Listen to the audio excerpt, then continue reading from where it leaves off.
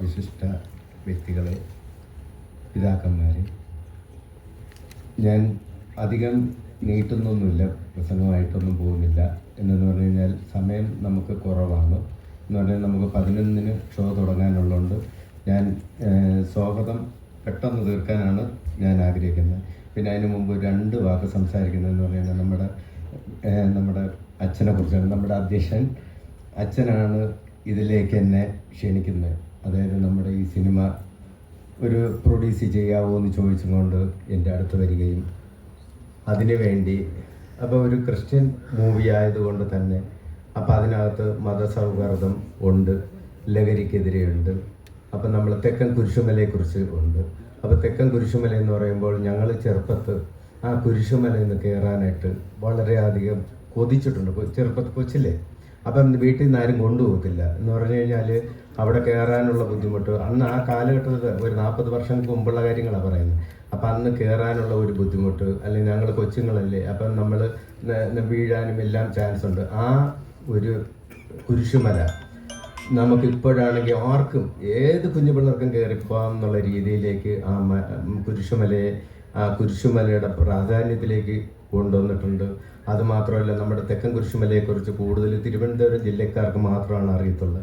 അപ്പം ഇപ്പം ലോക പൈതൃകയിൽ ഇത് സ്ഥാനം പിടിച്ചിരിക്കുകയാണ് നമ്മുടെ കുരിശുമല.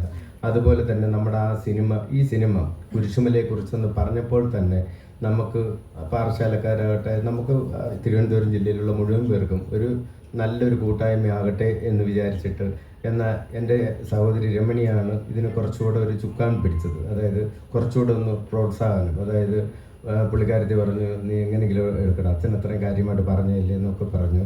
പിന്നെ ഞാൻ എൻ്റെ വൈഫിൻ്റെ അടുത്ത് ചോദിച്ചു, അമ്മായിയമ്മയുടെ അടുത്ത് ചോദിച്ചു. പിന്നെ ഇവരെല്ലാം കൂടാതെ സജി ചാല വീട്ടിലെ അച്ഛൻ പുറകിലിരിപ്പുണ്ട്, ഒരു ധ്യാന ഗുരുവാണ്.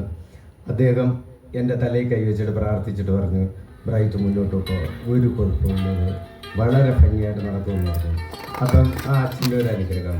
അപ്പം ഞാനാണെങ്കിൽ എല്ലാ ദിവസവും രാവിലെ പള്ളിയിൽ പോവുക, അതൊക്കെ എനിക്കൊരു ജീവിതത്തിൽ വന്ന വലിയൊരു കൂട്ടാണ്. അപ്പോൾ അത് തന്നെയാണ് നമുക്ക് ഒരു സിനിമ എടുക്കാൻ, അല്ല ഏതൊരു കാര്യത്തിനും ഞാൻ ഇറങ്ങിയാൽ എനിക്കൊരു ബുദ്ധിമുട്ടും ഉണ്ടായിട്ടില്ല. കർത്താവിൻ്റെ കൃപ കൊണ്ട് നമുക്കെല്ലാം നല്ല കാര്യത്തിൽ തന്നെയാണ് നടക്കുന്നത്. പിന്നെ നമ്മുടെ പുനലൂർ രൂപത അധ്യക്ഷൻ പിതാവ് ചെറുപ്പത്തിൽ എൻ്റെ അടുത്തൊരു കാര്യം പറഞ്ഞായിരുന്നു. അത് ഞങ്ങൾ പാറശാല രൂപതയിലിരുന്ന സമയത്ത്, അപ്പം ഞാൻ കൊച്ചല്ലേ, അപ്പം ഞാൻ പഠിത്തത്തിൽ ഒന്നും പോകാൻ പറ്റുന്നില്ല. അപ്പം ഞാനിങ്ങനെ ജോലിക്ക് മാത്രമാണ്. അപ്പം അച്ഛൻ എന്നെ ഒരു ദിവസം വിളിച്ചിട്ട് പറഞ്ഞു, പിതാവ് ഇപ്പം അന്ന് അച്ഛനായിരുന്നു. അപ്പം പിതാവ് എന്നെ വിളിച്ചിട്ട് പറഞ്ഞു, ബ്രൈറ്റ് ഒരു കാര്യം ചെയ്യും, നീ പണിയും കഴിഞ്ഞിട്ട് വൈകുന്നേരം 4 മണിക്ക് നീ എൻ്റെ അടുത്ത് വരണം. അപ്പം ഞാൻ നിനക്കൊരു ചെറിയ ക്ലാസ് എടുക്കാം. എന്നാൽ ഓക്കെ, അപ്പം ശരി ഞാൻ വന്നേക്കാന്ന് പറഞ്ഞു. പിതാവ് എന്നെ കൊണ്ടുവന്നിട്ട് കഞ്ഞി തരുമായിരുന്നു. ഞങ്ങൾക്കൊക്കെ പട്ടിണിയായിരുന്നു കേട്ടോ കാലഘട്ടത്തിൽ. അപ്പം പിതാവ് എന്നെ വിളിച്ചുകൊണ്ടിരുന്നിട്ട് എനിക്ക് പഠിക്കാനായിട്ട്, അതായത് ഇംഗ്ലീഷാണ് പഠിപ്പിക്കുന്നത്. പിതാവ് എനിക്ക് ഓരോ അക്ഷരങ്ങൾ ഇങ്ങനെ പറഞ്ഞ CAT കാറ്റ്, MAT മാറ്റ്, അങ്ങനെ എന്നെ ഓരോ അക്ഷരങ്ങൾ പറഞ്ഞ് പഠിപ്പിച്ചിട്ട്, അതായത് നീ ഒരു മേളിലേക്ക് പോകുന്നുണ്ട്, അതായത് അങ്ങോട്ട് ചെല്ലുന്ന സമയം നിനക്കൊരു നല്ലൊരു ഭാവി ഉണ്ടാണ്, നിനക്ക് എന്തെങ്കിലും ഒന്ന് കിട്ടട്ടെ എന്ന് വിചാരിച്ചിട്ടാണ് പിതാവ് എനിക്ക് അന്ന് കുറച്ച് വാക്കുകൾ പറഞ്ഞു തന്നെ. പക്ഷെ അതെല്ലാം എനിക്ക് പ്രയോജനത്തിൽ കൊണ്ടു കേട്ടോ. അത് പിതാവിന് പ്രത്യേക താങ്ക്സ് കേട്ടോ. അതുകൂടാതെ നമ്മളിപ്പം ശബ്ദൻ MLA അവരുടെ അതായത് പുള്ളി സ്പീക്കറായിരുന്ന സമയത്ത് ഞാനൊരു പരിപാടിയിൽ അദ്ദേഹത്തെ ക്ഷണിക്കുകയുണ്ടായി. അതായത് ഈ ഹൃദയം മാറ്റിവെക്കുന്നു, വാഴ് മാറ്റിവെക്കുന്നു, ഇങ്ങനെയുള്ള എല്ലാം ഉണ്ട്. അപ്പം അവർക്ക് കൂടുതൽ ചെയ്യുന്നു, പക്ഷേ ഈ ഡൊണേറ്റ് ചെയ്യുന്നവരെ അവരുടെ കുടുംബത്തിന് ആരും ആദരിക്കുന്നില്ല. അപ്പം ഞാൻ അങ്ങനെ ഒരു ആശയം സ്പീക്കറായിരുന്ന അന്ന കാലത്ത് ഞാൻ അദ്ദേഹത്തിൻ്റെ മുമ്പ് വയ്ക്കുകയുണ്ടായി. അപ്പോൾ അദ്ദേഹം നല്ല മനസ്സോടെ പറഞ്ഞു, ശരിയാണ് ബ്രൈറ്റ് പറഞ്ഞ കാര്യം കറക്റ്റാണ്. അതായത് ഇവർ മരിച്ചു പോകുന്നു, നാളെ കത്തിച്ചു കളയുന്നു, പക്ഷെ അവരുടെ അവയെ എടുക്കുന്നതിൽ എന്താണ് പ്രശ്നം? അപ്പോൾ അതൊരു നല്ല കാര്യമാണല്ലോ എന്ന് അന്ന് ഇങ്ങനെ നമ്മുടെ MLA അന്ന് പറഞ്ഞു. ഓർക്കുന്നുണ്ടോ? മറന്നുപോയോ? അപ്പം അന്ന് പ്രസ് ക്ലബ്ബിൽ വെച്ച് ആ ഒരു വലിയ സന്ദേശം അദ്ദേഹം കൊടുത്തു, അതായത് സ്പീക്കറായിരുന്ന സമയത്ത്. അപ്പം അങ്ങനെയുള്ള പരിപാടികളെല്ലാം നമുക്ക് വലിയ ഭംഗിയായിട്ട് അന്ന് മുതൽ നമുക്ക് ഇപ്പം ചാരിറ്റി ചെയ്യുന്നതിനോ അല്ലെങ്കിൽ മറ്റുള്ളതൊക്കെ എന്ത് ചെയ്യുന്നതിനും നമുക്കൊക്കെ താല്പര്യമുണ്ട്. പക്ഷെ നമ്മളതായിട്ടുള്ള ചില കാഴ്ചപ്പാടുകൾ അല്ലെങ്കിൽ അങ്ങനെ വരുമ്പോഴത്തേക്കും നമുക്ക് ചിലപ്പം നടക്കാതെയും പോയിട്ടുണ്ട്. നമുക്കിതിൽ ഏത് സത്യം ഏത് കള്ളം എന്ന് നമുക്കറിയത്തില്ലല്ലോ. അപ്പം ഇപ്പം പലരും നടത്തുന്നുണ്ട്. ഇപ്പം കഴിഞ്ഞ ദിവസം ഇങ്ങനെ ലേഷോർ ആശുപത്രിയെ കുറിച്ചൊരു ഇത് വന്നു.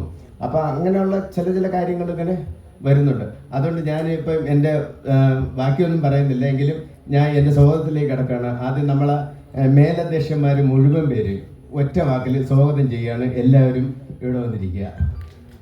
മേലധ്യക്ഷന്മാർ മുഴുവൻ, നമ്മുടെ പിതാക്കന്മാർ വന്നു അല്ല വരും.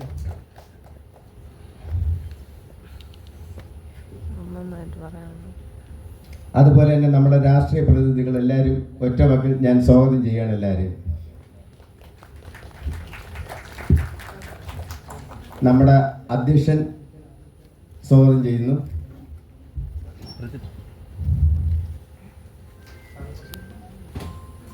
നമ്മുടെ ഡയറക്ടറെ സ്വാഗതം ചെയ്യുന്നു.